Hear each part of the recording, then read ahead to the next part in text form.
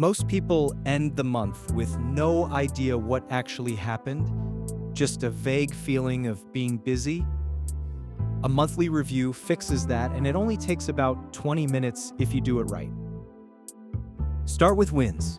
Write down 3 things you actually completed, not things you started, things you finished. This matters because our brains are wired to remember what's unfinished, not what's done, so wins need to be written down deliberately.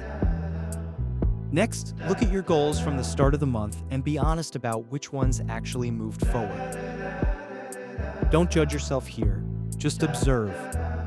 A goal that didn't move is data, not failure. Then identify your workflow blocks, the specific moments where you got stuck, distracted, or slowed down repeatedly.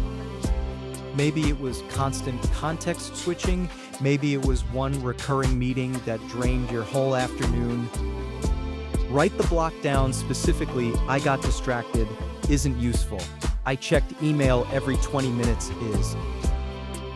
Honestly, this is the step most people skip, and it's the one that actually changes next month. Once you see the pattern, you can design around it, blocking notifications, batching meetings, protecting deep work time.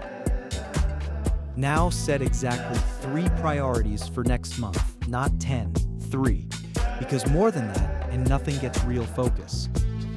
Attach one measurable outcome to each priority, so you know clearly whether you hit it or not. No vague goals, no guessing. No repeating the same unfinished list month after month. This whole process fits on a single page, and that's intentional. Complexity is exactly what makes people abandon reviews. Do this consistently for 3 months, and you'll start noticing patterns you never would have caught otherwise. Honestly, most people don't fail from lack of effort. They fail from never stepping back to see the pattern. If you want a simple template to run this exact review, the tool we use is linked below.